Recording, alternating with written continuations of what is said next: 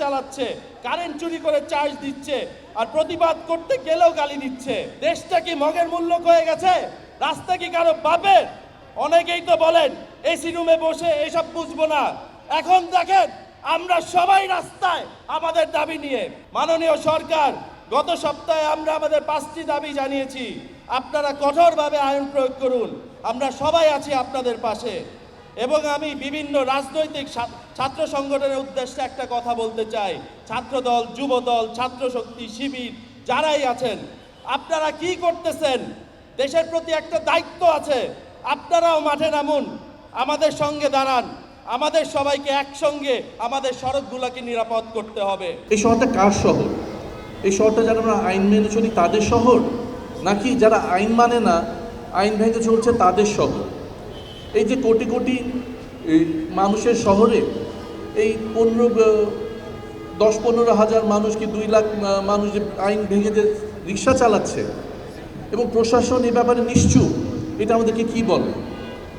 এটা কি আমাদেরকে বলে না যে এই প্রশাসনের এদের উপর কোনো কন্ট্রোল নাই? এটা কি একটা ব্যর্থ রাষ্ট্রের প্রতিচ্ছবি না?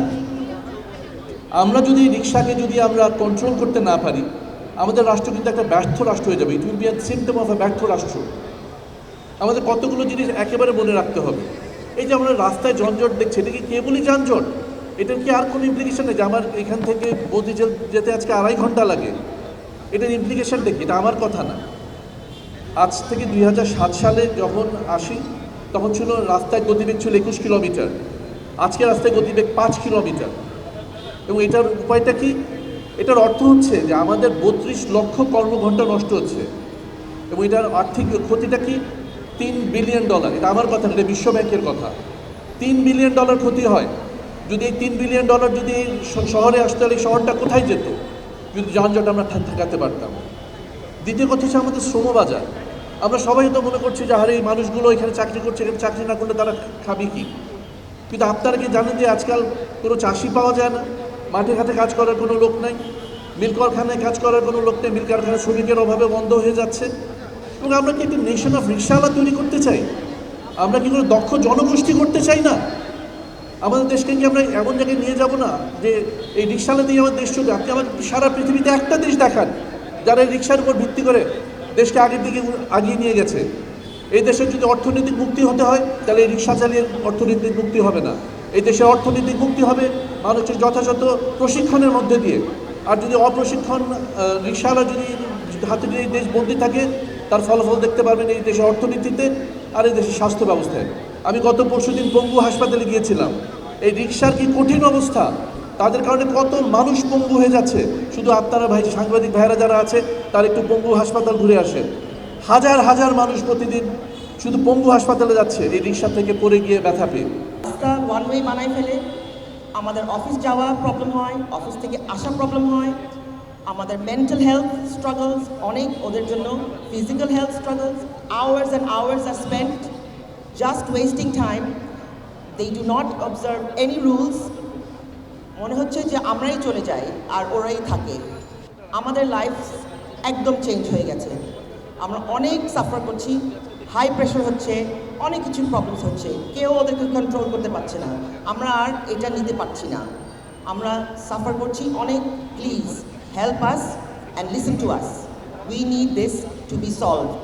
আমি রিক্সা চলার বিপক্ষে না, বাট ব্যাটারি চালিত রিক্সা চলার বিপক্ষে। পাশাপাশি এই যে অনিয়মতান্ত্রিকভাবে রিক্সাগুলো চলে, লাইসেন্সবিহীন, যে কথাগুলো ইতিপূর্বে ওনারা সবাই বলে গেছেন, আমিও সেই একই সুরে কথা বলছি। একটা 13-14 বছর বয়সের কিশোর, সেও কিন্তু একটা রিক্সা নিয়ে রাস্তায় দাঁড়িয়ে পড়ছে।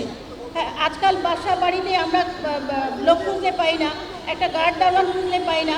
কারণ কি, খুব খুব সহজীকরণভাবে একটা রিক্সার মালিক হয়ে যাচ্ছে, মালিক না, রিক্সা ভাড়া নিচ্ছে। কিন্তু আমার প্রশ্ন হচ্ছে, এই রিক্সাগুলোর মালিকানা কাদের হাতে? কারা এই রিক্সাগুলো ওন করে? এটাকে খুঁজে বের করা খুবই জরুরি। আমি রাস্তায় হাঁটা চলার সময় আমি অনিরাপদ অনুভব করি এই ব্যাটারি চালিত রিক্সার কারণে। আজকে এটা আমাদের শুধু গুলশান বনানীর সমস্যা নয়, এটা শুধু ঢাকা শহরের সমস্যা নয়, সারা বাংলাদেশে এই ব্যাটারি চালিত রিক্সা জগদ্দল পাথরের মতো নেয় আমাদের হৃদয়ের উপর চেপে বসেছে। আজকে এই ব্যাটারি চালিত রিক্সার কারণে শুধু যানজট, রাস্তায় দুর্ঘটনা তার মধ্যেই সীমাবদ্ধ নয়। আজকে বাংলাদেশে যে বিদ্যুতের যে সংকট, এর জন্যই এই ব্যাটারি চালিত অটোরিকশা বহুল অংশে দায়ী। লক্ষ লক্ষ ব্যাটারি যখন চার্জ দেওয়া হয়, এদের জন্য সরকার বা বিদ্যুৎ বিভাগকে কোনো বিল দেওয়া হয় না।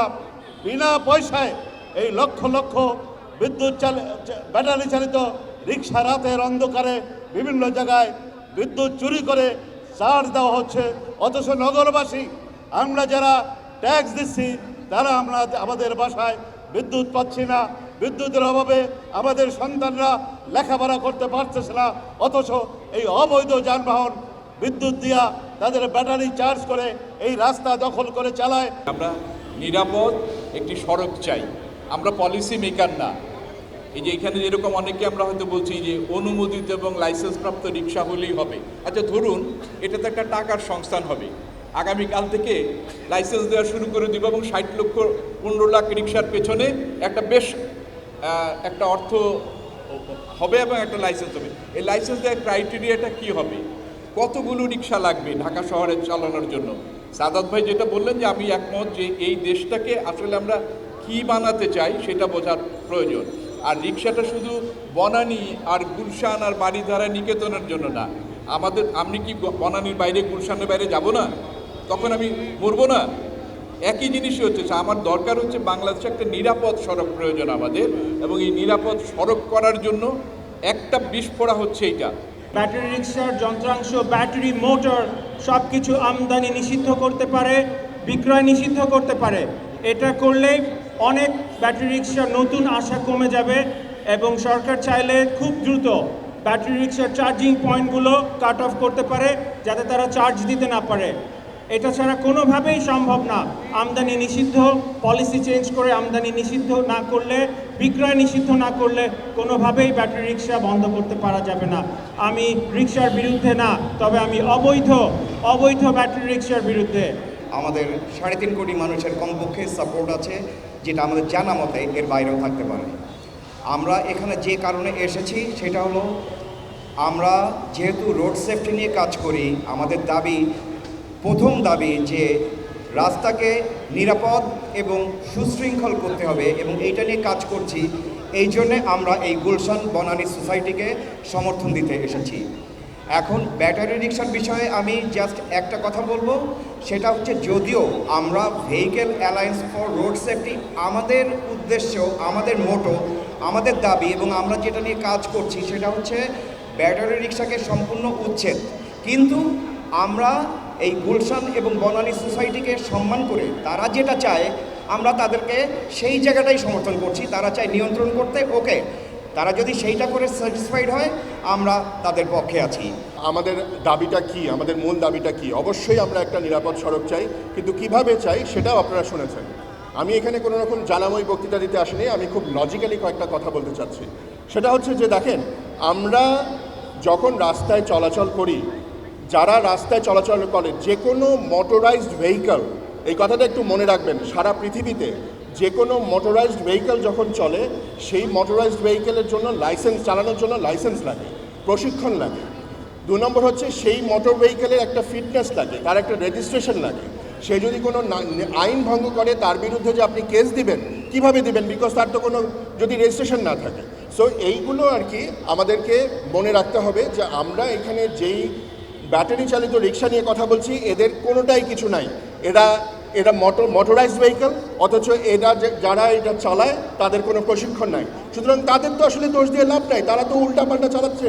তারা আগে প্যাডেলে যেভাবে চালাতো সেইভাবেই চালাচ্ছে, কিন্তু আসলে তো এখন তাদের স্পিড অনেক বেড়ে গেছে। আমরা ট্যাক্স দিয়ে এই রাস্তাটা ইউজ করার জন্য ট্যাক্স দিই, ওনাদের ট্যাক্সটা কোথায়? নাকি এখানে কোনো ইনফর্মাল ট্যাক্সেশন চলছে? I want that answer. আমরা যে এখানে আমাদের কমিউনিটির সেফটির কথা বলি, এখানে আমরা কি খেয়াল করেছি যে আমাদের যে রিক্সা চালক যে ভাইরা আছে বা মামারা, চাচারা, ওনারা আগে ছিল নিরীহ রিক্সা পুলার আমরা বলতাম, এখন কি ওনারা নিরীহ? ওনাদেরকে দেখেছেন? ওনারা কিভাবে কথা বলে দেখেছেন? আমরা এখন লিটারালি ওনাদেরকে মানে দিনের বেলা ওই কি বলবো, মানে গুন্ডা, আর রাতের বেলা ডাকাত, ওনাদেরকে এনেবল করে দিচ্ছে এই ভেহিকলগুলো দিয়ে। সো আনলেস এটা একটা প্রপার স্ট্রাকচারে না আনা যায়, they are not allowed. Free sector Walton, free sector Walton, free sector Walton.